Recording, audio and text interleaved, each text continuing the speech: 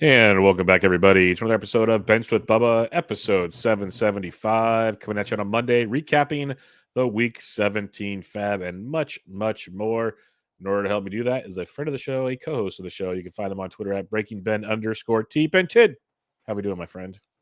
Doing very well, Bubba. It's the All-Star break. We've made it finally. We've been talking about it approaching, and it's actually here now.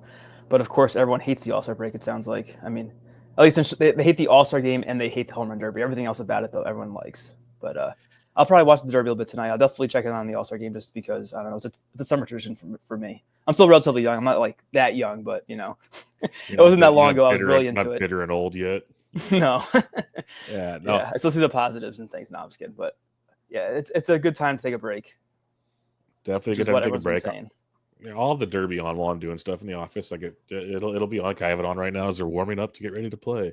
The All-Star game I used to religiously watch. It's definitely an exhibition now with all the people getting in. So yeah, teach their own. If you enjoy it, live it up. If not, go do something for a couple days. Pick your poison, but don't drag people down with you. Very simple situation on that. But we're here to recap a week in FAAB. We're going to go over some news and discuss briefly Ben's latest article, his contribution to the Patreon, which is really cool stuff. Looking at some first half numbers. So we'll get to that shortly as well. But first, let's get into some news and notes here. Austin Riley heads back to the IL. Ben Nacho Alvarez was recalled. There is still no timetable for Austin Riley's injury, which is not great, honestly, but it's also the Braves who last time kept them out for 10 days before putting them on the IL. So you never really know how that one was going to pan out. But where are you at on this Austin Riley situation? Because he's obviously out for at least 10 games with said injury, but nothing else we know for sure about that. I have Riley in a couple of spots. One is a FAAB league, and I did not consider dropping him this past week. Because you don't really have to with the All-Star break. You can kind of get a free look with a lot of scenarios. But I don't – what was the injury that he even had? I don't think I even looked too closely to see what it was. It's abdomen. So that could easily be an oblique maybe. That's kind of what I'm thinking, yes. It's funny how this year we've heard a lot of like flank ab – like they're trying, I think, sugarcoat things, it feels like these days. Yeah, and then someone has soreness when it's actually like a pulled muscle. I mean, you can just – it's not going to make it go away quicker if you say it's not as severe as it actually is. It's just how you describe it. And if you describe it poorly, then people are going to get pissed at you, which is what happens, at least in fantasy. But that's a different debate. So, yeah, you mentioned the replacement, Nacho Alvarez, he has a great name. He went from – so this is something I heard on another podcast, the Waxman's Pod. They're talking about Alvarez for ads and how he went from stealing 26 bases to none this year, really.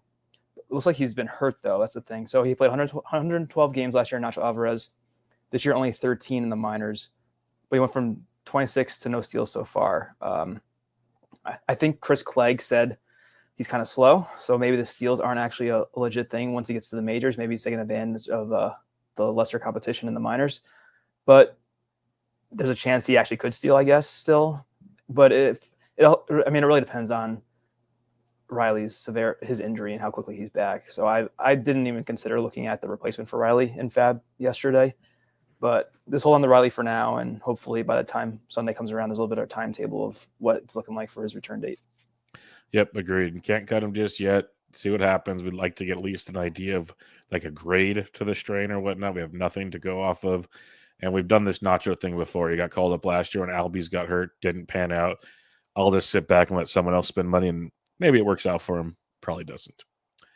This is just me venting. Zach Geloff got sent back to AAA. He's played 6 games or 7 games this season, has 2 hits, striking out nearly 50% of the time. Luis Urias was activated from the IL. Max Muncy's playing second. Miguel Andujar's playing third. I dropped Geloff. We'll talk about that. I added him everywhere the week before for those that remember. But I don't think he's going to be gone. I think he just needs more of like a spring training, to tell the truth. So I think we'll see Geloff in a few weeks. But I just want to mention that. I don't know if you have any thoughts on the Geloff demotion. No, I did think of you, though. I'm sorry that you had to waste your FAAB on that because the A's are stupid, but I digress. Yeah, when Miguel Andujar and Luis Urias and Gio Urshela are more valuable than Zach Geloff, that's why I'm thinking he's just like, hey, let's go get him every day at bat to AAA, get his mind right, and then we'll bring him back. That's my hopes in this, because even though he was striking out a ton, his quality of contact, like his hard hit, his barrel, are still very Zach Geloff-esque in a short sample. So optimistic there. Connor Norby heads to the IL. Graham Pauly is recalled. I don't have a whole lot on Mr. Norby. Sorry, Connor Norby, as I was already prepared to drop him this past week because it's been pretty bleak for Connor Norby, and now the IL stint pretty much gets that whole situation out for me there. Do you have any other thoughts on Mr. Norby gone, Graham Pauly up? Norby's on the IL with a wrist injury. Yeah, his note says Norby's seeing a specialist. That does not sound good, but I'll give him a little more credit. It seems like he was kind of picking it up over the last few weeks. He had 3 homers and 2 steals over the last 4 weeks, which is pretty productive, especially. And the average wasn't terrible. He had a couple of weeks good average, a couple of weeks bad average, but I see a few weeks there where it was pretty crappy for Norby. So yeah, he's definitely a drop come FAAB on Sunday if you didn't already drop him. And yeah, I don't think Pauly's really any good because I remember his name being a thing in FAAB last year. And look at this. Yeah, he's a non-factor for fantasy, Graham Pauly. So move on. Yeah, Bloomfield has a good point. $88 at the bar is better money spent than your Geloff bid. Yep, that's fair. That's fair. And then where's the backward hats? If you know, you know. That's all I'm going to say on that one. All right, let's go to Jake Myers of the Houston Astros. He was placed on the IL with a quad injury. The general manager of the Astros came out and said it'll be at least 3 weeks for Jake Myers, which in Astros terms like 3 years based on their injury concerns. I don't know. The season's getting shorter is the best way I'll say this. Pretty soon, we have like 2.5 months to go when all things are said and done. So 3 weeks. Now we have less than 2 months to go with Jake Myers. If you're a Jake Myers manager, where do you sit on this one? Well, I'm not, but I'm looking at his stats, and he's kind of having a career season, nice. Myers, which is at 29 years old. That's kind of impressive for him. Yeah, the calf is tricky. If you're pressed for roster spots, you probably got to drop him, I think, because, I mean, his upside isn't really that high. He's definitely more of a 15-team type player in my mind. But the way he's been playing, I could see the steals and the average being useful in 12s. I mean, the power hasn't been there compared to previous years where he had 13 and 10 homers. He only has 3 this year, Myers. So you could probably cut him. It stinks. And, yeah, I like to talk about 3 weeks equals 3 years for the Astros. It's kind of how it feels like. At least 3 months. I don't go 3 years, but 3 months. It's kind of more like the timetable we're looking. Yeah, for you Yordan Alvarez fans, he's seeing a hand specialist and maybe cleared to swing later this week or back to normal. We'll see. Hunter Dobbins, the Boston Red Sox, tore his ACL on a play when the first game back off the IL, so he's done for the season. Richard Fitz has been recalled from AAA. I still think this is Kyle Harrison's job very, very soon. What are your thoughts on this Boston Red Sox situation? That's a good call about Harrison. I did have interest in Fitz, though, I believe, if he was available in my leagues. Well, actually, he has an awful – actually, no, I don't. He has an awful 2-step projected after the All-Star break, the week after, because he's lined up for RotoWire to face the Phillies and then the Dodgers. So no thank you there. Nope, that will not be fitting in that But be here all week. All right, let's get to your recent article. You've been talking to me and Ryan about it recently, and we dropped it Monday morning. Really, really good analytical deep dive on main event ADP and comparing it to Razzball's. I want to say player rater, monetary value, so on and so forth. But before I completely screw up everything by talking, just give everybody a synopsis. We're not going to go deep into this. If you want to find it, it's on the Bubba and the Bloom Patreon, but it's really good stuff, and people in the Patreon are loving it, Ben. So let everybody know kind of what you dug in on and maybe a couple key takeaways. Sure. Yeah, this is my first article in a while. I felt the All-Star break would be a good time to pick the quote-unquote the pen back up and do a little writing for you guys because it's been a while, and I was kind of toying with the idea of this throughout as the season was going on, mainly just I was curious about how we are doing ADP-wise because it does seem like there's been a ton of misses this year in fantasy baseball, especially early on. And I wanted to see if I could quantify that and just show how bad things have been. So my mind went to, as you mentioned, the Razzball player rater, which is pretty widely referenced across fantasy podcasts and probably written work as well. And then, of course, because I do play in the main event, it's probably the premier event in fantasy baseball, and it's supposed to have the best ADP. I said, okay, well, how good are we? Well, not necessarily me, but the people in the main event, how good are they at drafting when they put all this money up and they're playing for $200,000, so much is on the line, and they're supposed to be the best of the best? How do they do drafting? And I made a point of this in the article. It's not the best time to do it, like a little over halfway through the season. And I'm going to come back and revisit this at the end of the season and see how things actually look once everything's said and done. But just for now, I was just curious to see how it could be. And I thought it would be an interesting read during the All-Star break for the patrons, just because now people are taking their breaks from doing FAAB and research for a couple of days. And I figured, okay, well, if you want to get some more baseball, Phil, maybe you can read this and find it interesting. So to get into what I actually did, so I took the ADP data for all 57 main events. I keep that. I always dump it into my computer once draft season is over because it's all public information. I had that available, and then I also, it's easy to go to Razzball. You can download their player rater values for whatever league setting. They have a lot of flexibility there as dollar values. And so right away, well, I did copy what Ryan was doing because you guys did review this in Bubba and the Bloom. I actually reached out to you guys before even knowing what your plan was, and me and Ryan were kind of thinking along the same line, so that was cool. But Ryan looked more at player position in terms of ranking, so hitter, like who were the top 10 first baseman, for example, things like that. So I wanted to get a little more granular and look at the dollar values, kind of do an apples to apples comparison. Well, you're thinking probably, okay, well, you have main event ADP, which is like an average pick number. How do you compare that to a auction value, which is essentially what the Razzball player rater is providing? Well, Ariel Cohen, he tweeted a table out a couple of years ago. I need to go back and find the tweet so I can reference it and also maybe tweet it out there. And I don't know if he's updated it since then, but what he did, the tweet that I'm referencing was a table that showed the estimated dollar value of each pick in a 15-team snake draft. And it went 345 picks deep because in like a 15-teamer, you have 15 teams and you start 23 players in terms of like the standard NFBC roster. And I think that's kind of standard across the industry. Yahoo's completely different. So that amounts to 345 players. So he had $345 values for each pick in a 15-team draft for your starting lineup. And at one point, I actually went through and typed all those numbers into an Excel file. So I have them saved now. I don't have to do it ever again. It's all there. So I just lined up those dollar values to each ADP position. And then I simply just compared the difference between the Razzball player rater values for every player. And then I subtracted it, or I forget how the order was, but I basically just compared the difference between the player's ADP in the main event versus the Razzball player rater value. And you get a delta, which you learned about last year. A delta is just a fancy way of saying difference between the two.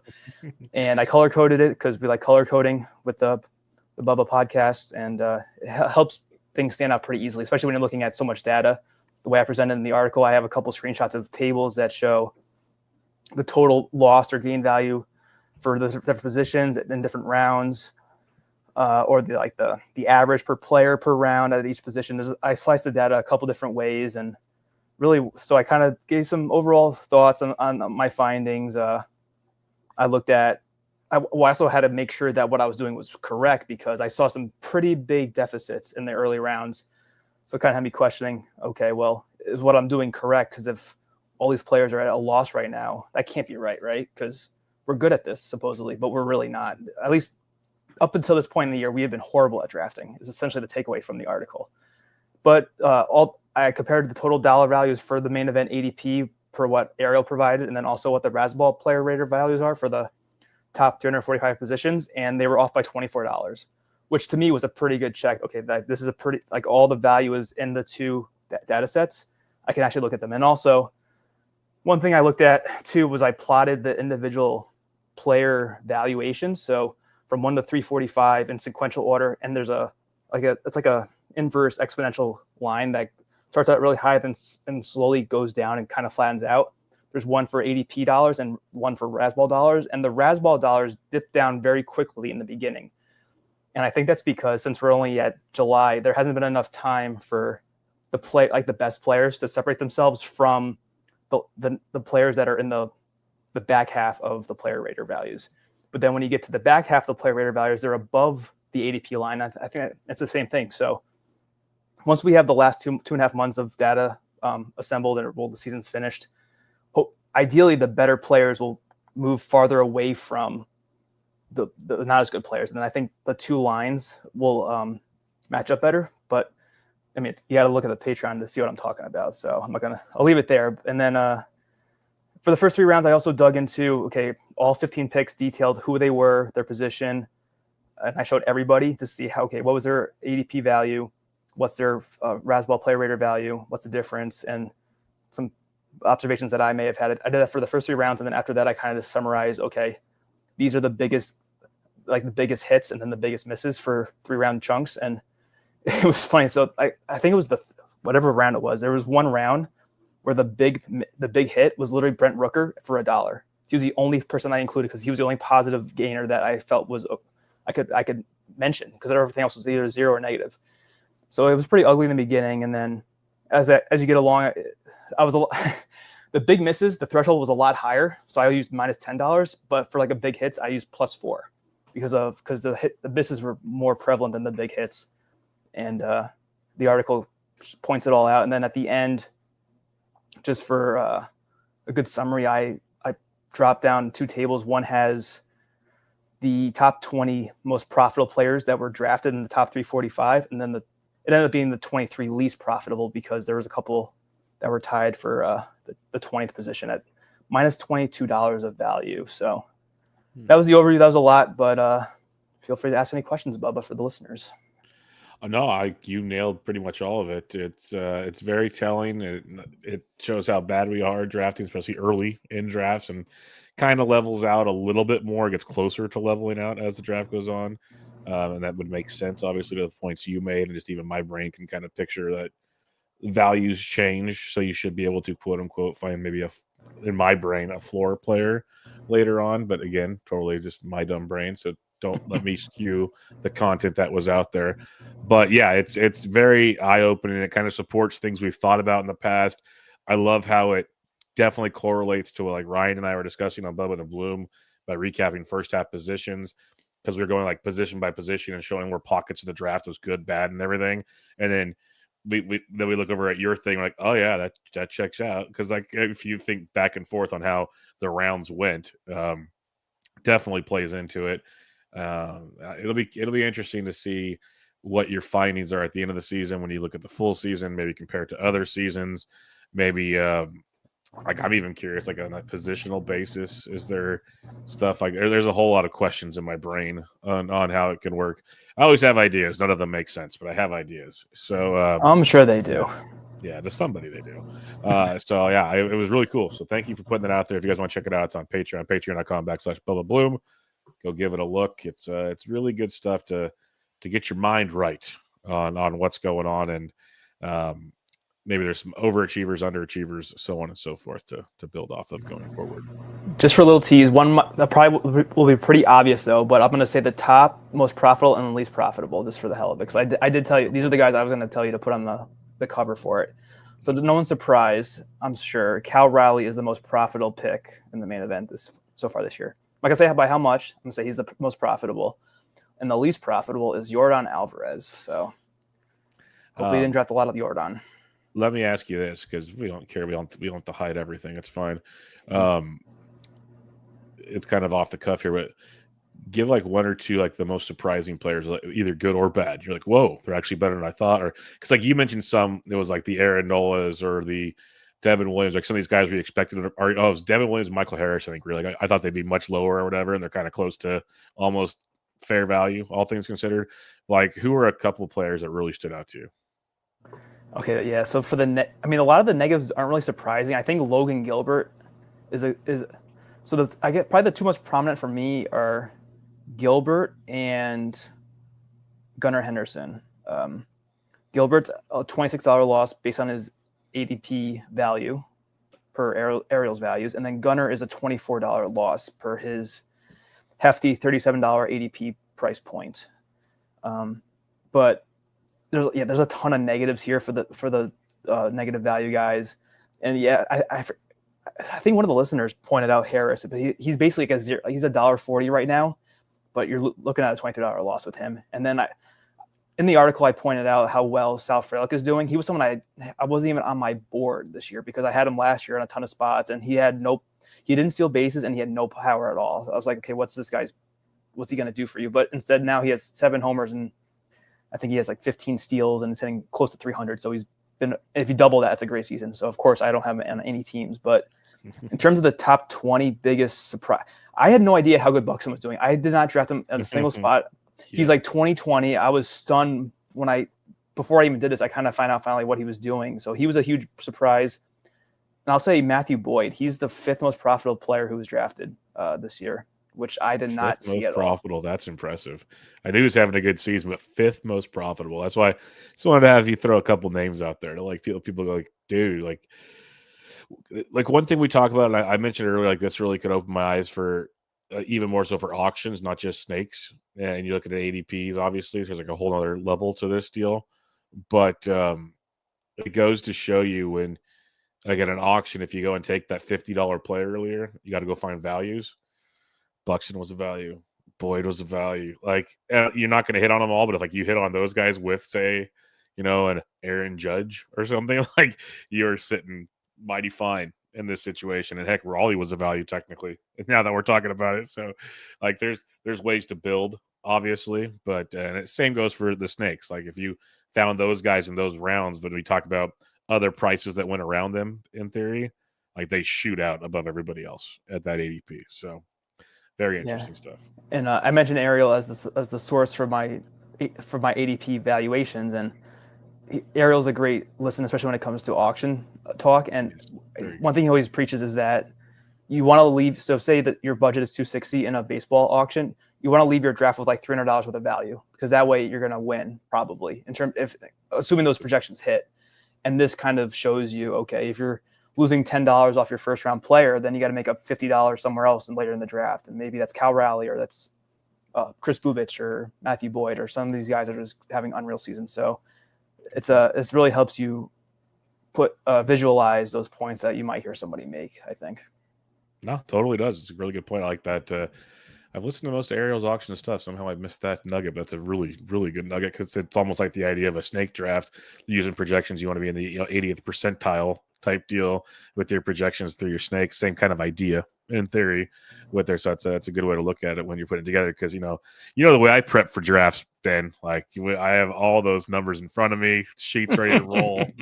No concerns there. I've already fresh eraser, sharp pencil. I already know my monetary values. We have nothing to concern ourselves with over here. Yeah. All right.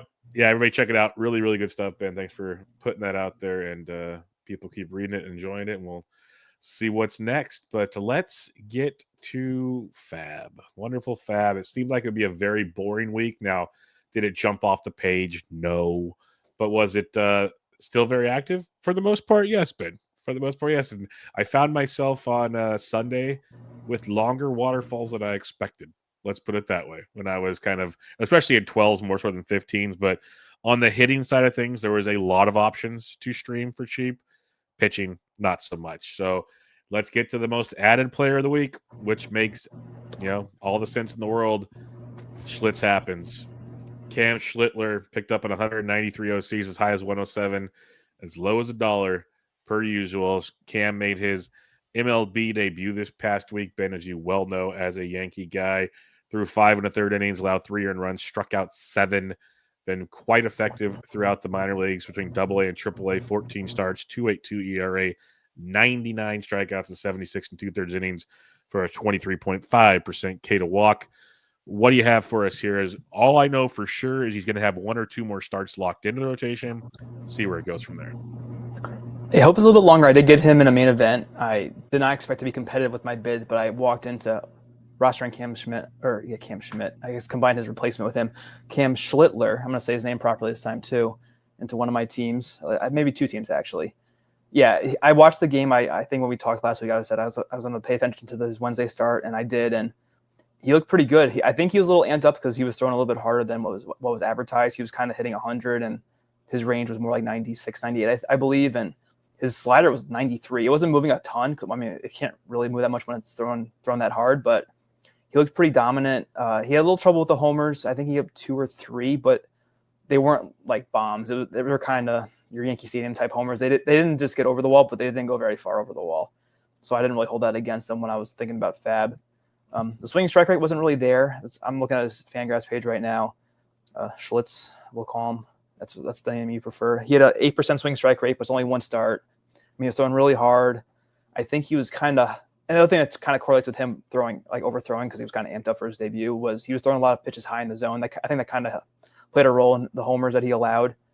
But it wasn't a terrible start at all. He had 7 strikeouts. So the K potential is definitely there. 2 walks isn't horrible in 5 1/3, but just got to watch that. And I think I hope Marcus Stroman doesn't keep him out of the rotation because I would be very upset. I already had enough rants last week about the Yankees, so hopefully Schlittler stays around for a little bit. I agree with you. A couple comments in the chat I want to hit on. PJ says Schlittler seemed like a really risky buy with Luis Eel close, and the Yankees are sure to trade for SP. Well, this is why I said he's got a couple starts. Eel at the best will be back at the end of July, if not early August. That's barring a setback. Let's get to there before we get concerned with that. To your Stroman point, knee injury, and he's not good. So let's realize that. The biggest concern could be the trade for an SP part. I agree with that. But maybe that means Schlitz is in a trade. Or it means someone else is like there's pieces. They can't keep all the guys at the same time. So we'll see. The other part I'll mention, and again, I'll give you a chance to answer this, is, yeah, we said 107. Most of the bids were like 65 and cheaper in OCs. It's not like you were breaking the bank. I think I was anywhere from like 15 to 22. I wasn't going crazy, but I got a couple shares. In main events, he's picked up in 57 main events, as high as 178, as low as $2. There was only 3 over 100. There was a 95 and 81. The most were 70 and below. So yeah, they weren't like cheap, but we're not talking Burns prices. We're not talking that kind of stuff right now. So all things considered, if he gets 2 starts, so be it. If he sticks in the rotation, though, Ben, this could be a nice little find. Yeah, my winning bid, at least in the main event that I remember, was only $28. So I didn't think I was going to get him honestly. I'm like, okay, I was going to bid him. The old keep him honest bid that everyone loves to say. I was honest, I guess. I don't know. Is that what happens when you keep him honest and you win the guy? You got kept honest, apparently. Yeah, I was the honest one, apparently. But yeah, I mean, he has, when you see him pitch, if anyone were to watch the game, you see the upside is there for a big strikeout guy, and those are hard to come by at this point in the year. I mean, we've talked about every opening of every show. It feels like there's a ton of injuries, and you have to replace these guys somehow. And I guess last thing I wanted to add was that only 2 spots feel really guaranteed. I don't know if they're going to kick Warren out of the rotation, but he's been very hit or miss too. So if something happens with him, I don't know. His ERA is 4.63, so it's not like he's really earned a position in the rotation going forward. I mean, this is me as a hopeful Yankee fan, but I'm just being realistic because he hasn't. Well, Warren's had his ups and downs for sure. It's not like his spot is very safe if Schlittler actually does well. I think I said the first L there. It was close, but I think I said it. So I think there's a couple avenues for him staying in the rotation. Cam, that is. And I'll also say, with Eel's injury history, who says he's going back in the rotation? Can he go in the bullpen? That too. There's a lot of what ifs with Eel, but I'm just being realistic. He was already scheduled for the bullpen to start the season before he got hurt. And yes, he's been good in the rotation, but he's also been hurt. There's a lot of what ifs in this scenario. So if you can get Schlitz for cheap, see where it goes. I'm all aboard that situation. I'll play the what if game when things happen. Look, I got Zach Geloff last week and I dropped him this week. You just move and shake right about now. It's that point of the year. Get the guy and see where it goes. The second most added player this week in OCs, Kevin Ginkel, picked up in 168 leagues, as high as 74, as low as $1. He was also picked up in 57 main event leagues, as high as 62, as low as $4. Ginkel has not received, or he picked up a save 3 outings ago, which is good. Looks like he's the fill-in with all the injuries of Shelby Miller now going down with an injury, getting a second opinion on his elbow, so you know how that's going to go. Kevin Ginkel's got the history of closing. He also has an 8.18 ERA this year and a 4.47 xFIP, and he walks almost 5 guys per 9. So I honestly was not even interested in Ginkel. I get it if you need saves, Ben. This is a thing, but where do you sit on Kevin Ginkel down his own leg? Yeah, I was only really speccing in one main event for a third closer, and I decided just to keep Reed Detmers, and I didn't even put a bid in for Ginkel anywhere. And I think he's a candidate to get traded himself. I mean, agreed. Well, the way he's pitching, I don't think anyone would really want him, but because you called out his ERA and how it's not really supported, especially with the walk rate. And his WHIP's almost 1.7 on the year in 22 innings, so he's been really horrible, Ginkel. Yeah. But I've said this plenty of times, even with the me trashing all the Marlins closing options. If you need saves, you need saves, and Ginkel is a clear 1-for-1 replacement for the Diamondbacks for now. But I don't think they're going to be buying. But like I said, I think Ginkel could potentially get moved if he has a good couple weeks here and someone thinks he can help their team down the stretch.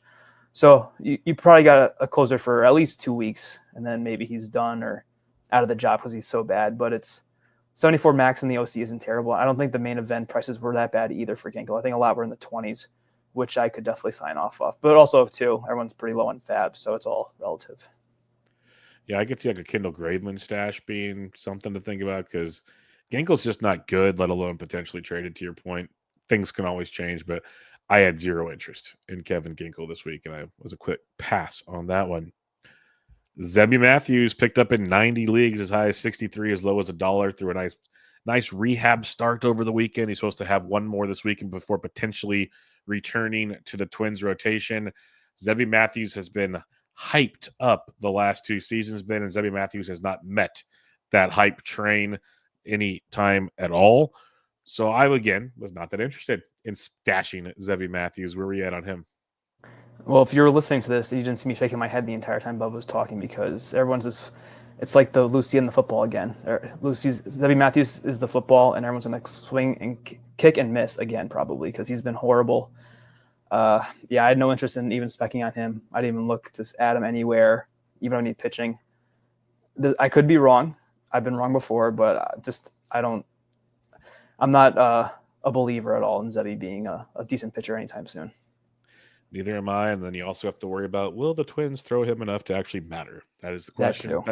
Festa went 5 2/3 the other day. That was nice, but we haven't seen enough of it this season. Colt Keith picked up in 85 leagues, as high as 41, as low as $1, first base, second base eligible. Colt Keith, a guy that is really finding his stride. He was the cover boy for the FAAB article this weekend on Patreon. Since June 1st, Colt Keith's hitting 302 with 4 home runs, 15 runs, 14 RBIs, Ben. And more impressively, Colt Keith has a near 13% barrel rate and near 56% hard hit rate over that stretch. Where do you stand on Mr. Colt Keith? Well, I don't know if you remember, or the listeners, but I wasn't really very interested in Keith in draft season at all. I think the biggest thing going for him right now is that he's leading off for the Tigers, which is kind of impressive. He's kicked Parker out of that spot. Parker Meadows, that is. And, yeah, actually his Statcast isn't terrible, Colt Keith. He has above average in most of the sliders on everything but bat speed. And bat speed's debatable on how valuable that is to a certain degree anyway. So, yeah, quote-unquote, under the hood, looks good for Colt Keith.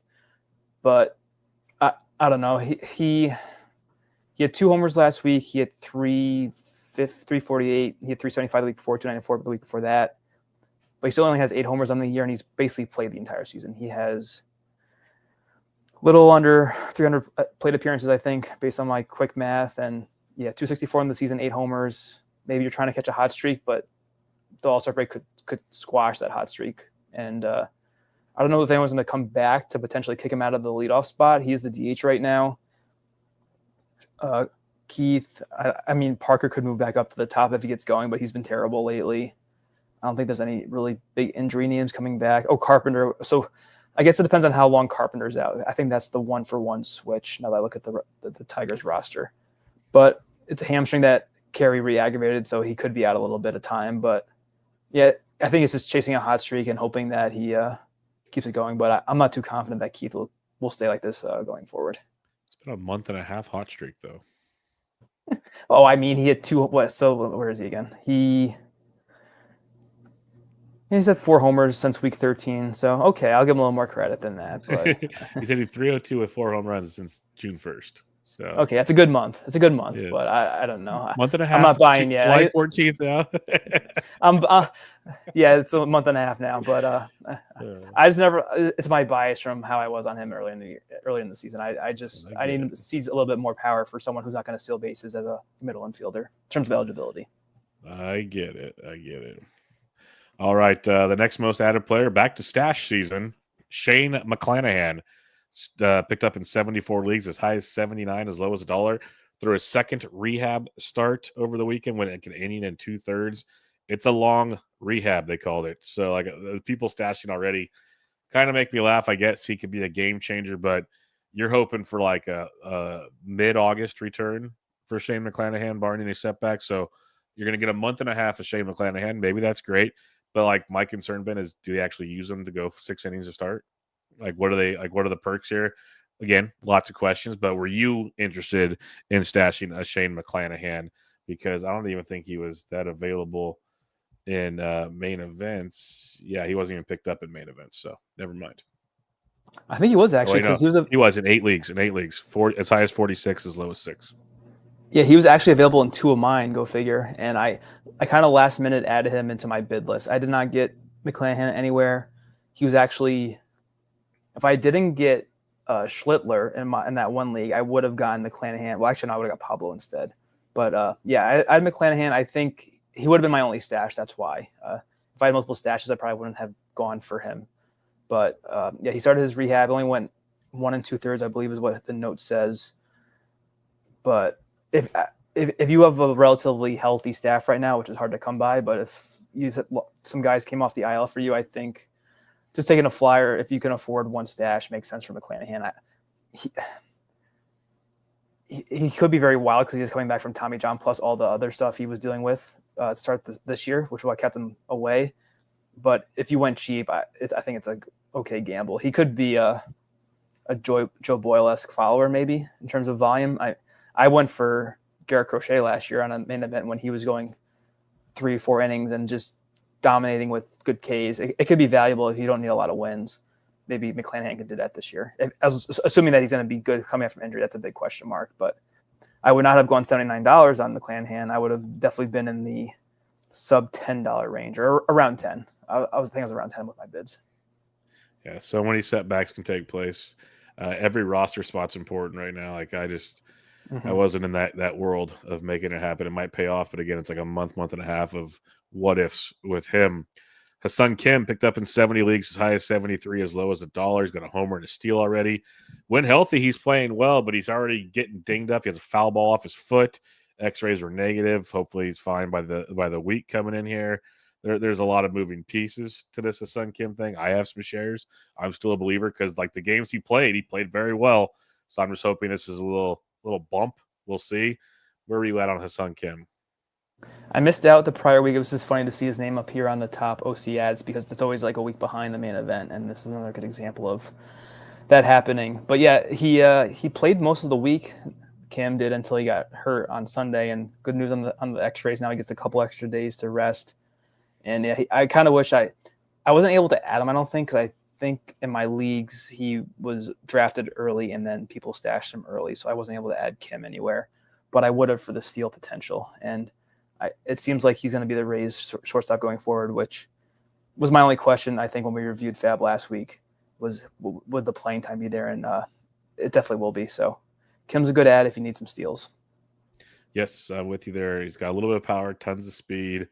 Going to play every day again, barring the health situation. So I liked that one quite a bit. Jansen Junk picked up in 69 leagues, as high as $40, as low as $1.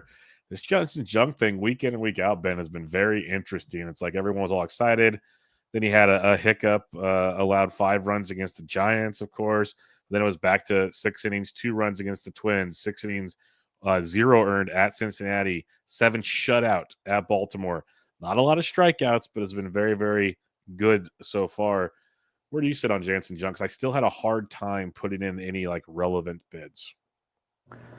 I think he had been long gone in my 15 teamers, so I definitely missed my window. He was added. He was actually dropped this past Sunday in one of my leagues. Interesting, actually my listener league, but yeah, he was added in June in my main events. Junk was, and yeah, you pointed out the low K rate, which was something I would have pointed out. He only had a total of 5 cases last 2 starts for 13 innings. He got wins and no runs allowed, which is great. So the results were there. So I'm looking at his fan graphs, and Junk has a 1.9% homer to fly ball rate. So I think that's going to regress at some point. But playing in Miami does help. So he has the home park, but 1.9 is extremely low. That's gonna regress a little bit. But even with that, I mean, his xFIP is still good at 3.4. I think it's because his walk rate is so low. Junk's walk rate is 2%, and that's going to keep all the estimators pretty low. I don't know what his ball percentage is. I don't have that readily available right now. But if he's not throwing a lot of balls, maybe that's sustainable. That's kind of like a MLB record almost type rate, it feels like. So just be careful that a blow-up could occur if the homers start leaving the yard, because they haven't so far. But The BABIP is fine, 294. The left on base is fine, 70.6. That's a little bit low, but not terrible. So, but the K per 9 is 6.79, and that's just a red flag of this could end ugly pretty soon. But if you're desperate for pitching, it makes sense to add him. Yep, I agree. I get it. I just couldn't do it. It's one of my things. Like you talked about, like your Colt Keith kind of bias with me. If a guy's not striking guys out, it's very hard to get on my roster. That's the way I look at things. It's like, how many times you look at your stat line from a day and a guy goes 6 innings, 2 runs, and has like 2 Ks. And you're like, well, this sucks. Like, it really did not do what I need. Like, if he didn't pick up the win, it was not really a great day for what you were looking for out there. I mean, if Junk's giving you 2 Ks per start, I'd rather just start Brian Abreu, who's probably going to give you 2 Ks in his one outing and pitch 2 or 3 times during the week. I'd rather go like Reed Detmers, to your point, stuff like that, like 100%. So great point in regards to that. All right, we have Yu Darvish picked up in 66 leagues, as high as 109, as low as $1. Would not have been quite that aggressive. To be fair, the next bid closest was 50, so it was much more palatable as things went down the list there. Yu Darvish made his first 2 starts of the season this past week, totaling 8 1/3 innings, allowing 6 earned runs with 6 walks and 7 Ks. I'll say it nicely, shaking the rust off, hopefully, or he's just washed. One of the two. I got a couple shares last week just because I do like his strikeout upside. If he could get 5-6 innings, he's a Kershaw-esque type situation. But last week was not ideal, to say it lightly. What are your thoughts on Yu Darvish? Yeah, I think we mentioned him last week because he was in the news and he wasn't available for me in my 15-teamers. He had already been added. But as you were talking, the one thing I want to look at because of his rocky start was the velocity for his fastball. I think that's be the best indicator of his health and his age. And it was 94.5 in this start, it depends on where you look. It was 94.2 per Baseball Savant, and then Fangraphs has that as 94.5. But either way, it's above 94. He was at 94 exactly last year per Fangraphs for Darvish on his fastball velocity. So that's a good sign that he's at or above where he was last season. And the other thing I'll point out was that he faced the Phillies and the Diamondbacks, which are 2 very tough matchups when you're first coming off the aisle like that. So I think it's probably only up from here for Darvish because he didn't get absolutely destroyed by either team. It was ugly. There's a lot of walks. So that's a little concerning. He had 6 in those 2 starts total versus only 7 Ks. But if he can just get a little bit sharper, I think he could be pretty valuable. It just might take a little bit of time. Yep, I fully agree with you on that one as well. But I think there's something there, to say the least. But yeah, the matchups were not great. I think he's going to need some time to ramp up, but I got him cheap instead of betting $40-$50. It was more like $3-$4, and we'll go from there on that one. All right, Andrew Vaughn picked up in 61 leagues, as high as 51, as low as $1, taking over for Rhys Hoskins, who's going to be out for like a month and a half, or hopefully back in mid-August, so another month to go for Rhys's pieces. Vaughn started 4 of 6 games since joining. He pinch hit in another one. So he played 5 games, hit safely in all 5 games. He has 2 doubles and 2 home runs. He has 10 RBIs. He's only striking out 12.5% of the time, Ben. And he's barely in the ball 16.7% with a 50% ground ball rate. I know it's a small sample, but pretty damn impressive. And my, oh my, what it must be like being out of the White Sox organization. It's got to feel great for him. I mean, he probably could have gone to a little bit better team for contention-wise, but it's not night and day compared to the White Sox. Now he's in Milwaukee. The only thing that I'm going to douse what you said with cold water with is it seems like he's in a platoon with Jake Bauers, of all people, because Vaughn came back. I don't know if Monday the 7th was his first day, but that was a righty, and he played. Tuesday the 8th was a lefty. He started. Wednesday was a righty. He sat. Friday, Saturday were lefties. He started. And Sunday was a righty. He sat. So that's 4 starts, 3 lefties, and he sat 2 out of 3 versus righties. So it's still early to say because that's a lot of lefties right out of the gate for him to face Vaughn. But I had him in a DC or 2. I took him in a main event. Vaughn, I thought he could maybe grow in his age 27 season from what he had done in the past. He had decent barrel rates last year. I know that, and you said how his great stats so far since he's come back from the minors. So if he gets full-time playing time, he's a very valuable first baseman because first base has been so bad. We said so many times this year. But I just want to watch we have to wait 3 more. I don't know who the Brewers will have to face on the weekend this week, but it's all righty. So this weekend will be very telling because they're the line to face the Marlins. Nope, that's last. I'll the week ahead. My bad. Let me go back to this week. The Brewers have the Dodgers. They have Glasnow, May, and Kershaw. So I guess the Friday, Saturday, where it's the two righties, will be telling about what's going to happen with his playing time. Yep. No, I'm with you. It'll be interesting. Like I threw some darts out there on some Vaughn. I think it was in like anywhere from like $4 to $7. Like again, not going crazy, but I like the appeal, especially to your point, first base, corner, infield. It's not great. It's not great. So if I can get a guy that can maybe run into a few, I'll take some shots at Mr. Andrew Vaughn. And I just want to address PJ's comment in the chat right now. So PJ, they are running out Jose Quintana and Quinn Priester's kind of doing well now, but they haven't been that competitive with their rotation this year, the Brewers. So I know you said that they're one game out of first place, but they don't really act like they are. I don't know. But yeah, they are in contention. I will give them that, but the Brewers could do better. Yes, most definitely. All right. I'm just hitting buttons now. We're having fun. Just a couple more because now it's just kind of like Dean Kramer was popular. Dean Kramer. Matt Strom's getting some love. I keep saying he picks up at least one save a week.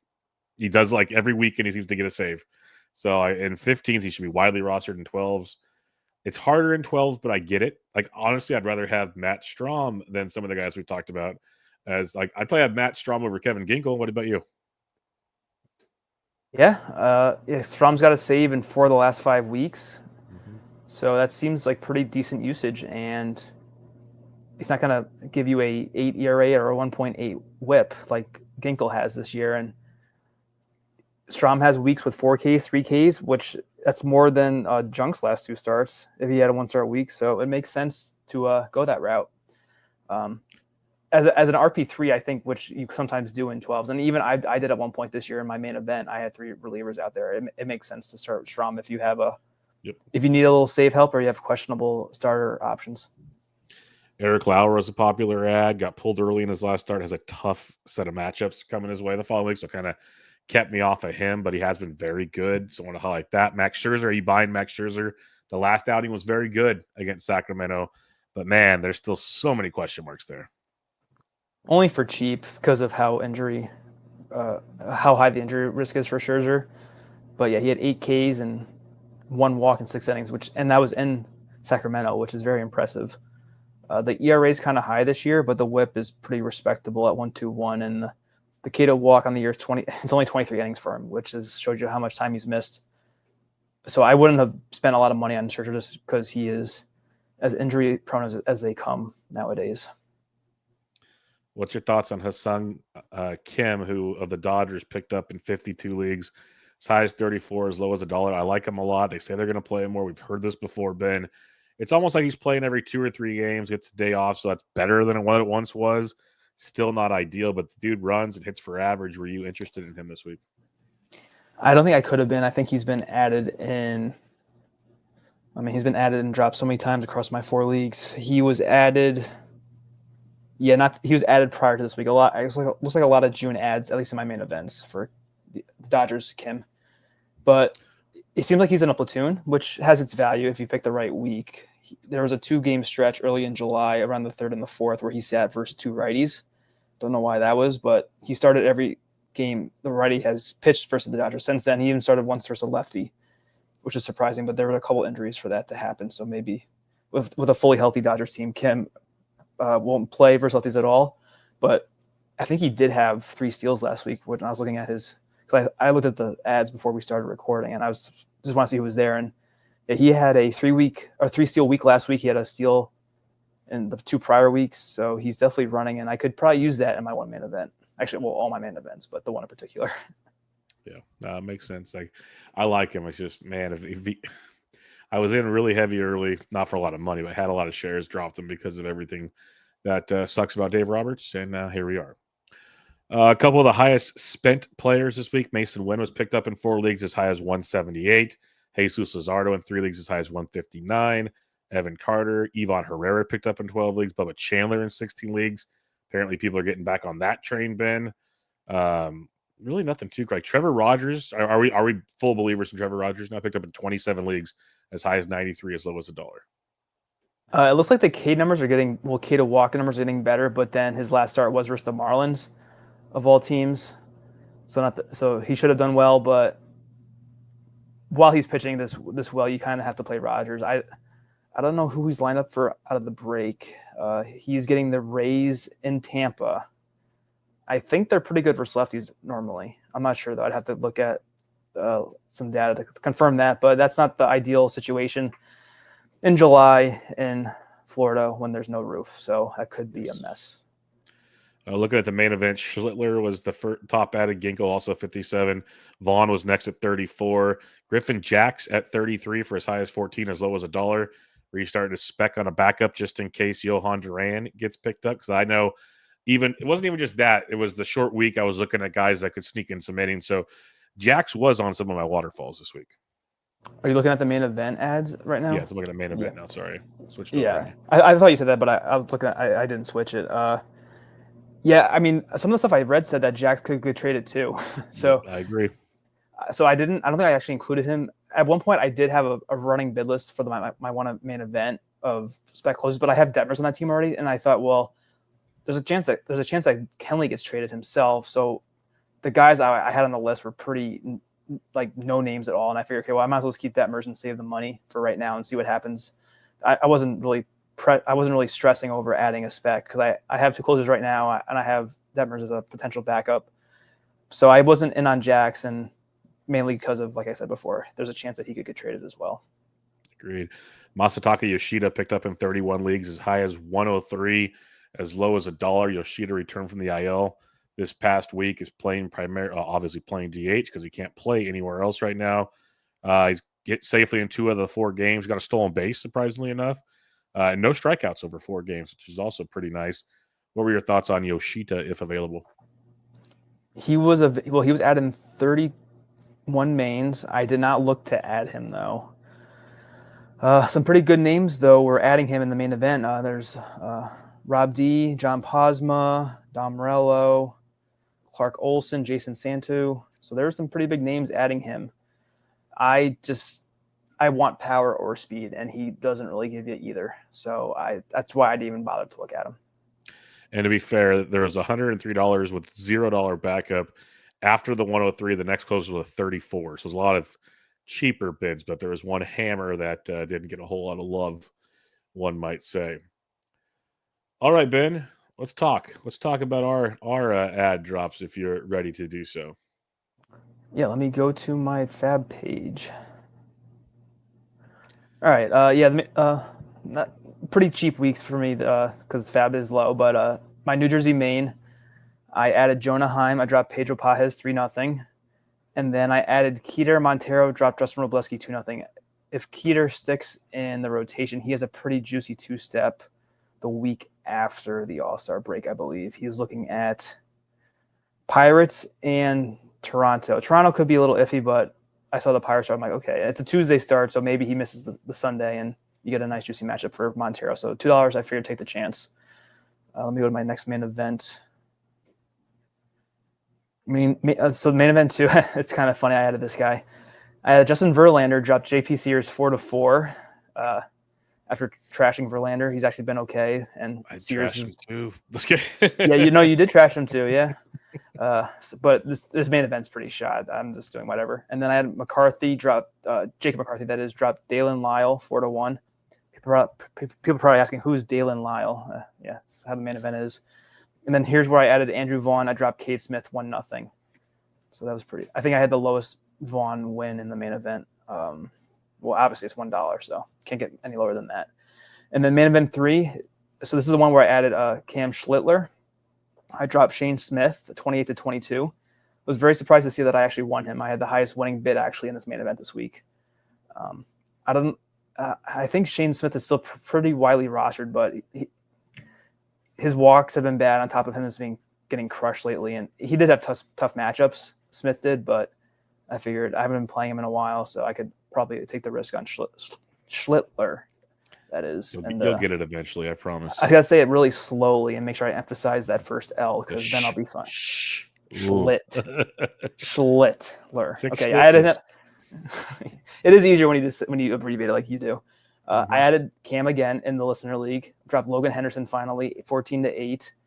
It seems like Henderson's doomed for AAA the rest of the year, which is unfortunate, but that's just what the Brewers are doing that are so good, right, PJ? And then Jake McCarthy, again, dropped Will Benson 6-1. I think I have McCarthy on all 4 of my FAAB leagues. I do. I'm the Jake McCarthy guy, apparently. I see him in the run now. But no, that's it. All righty. So for my first OC, picked up Hassan Kim, dropped Zach Geloff 13-1. Schlittler went for 98 in this league. I was the runner-up at 16.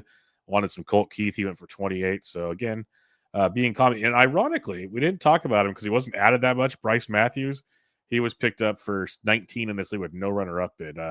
Seems like he's getting the Colson Montgomery treatment, Ben, where it's, I think most people are like, okay, he's young. We don't know what to expect a ton of. He strikes out a lot. Let's just kind of wait and see where this one goes.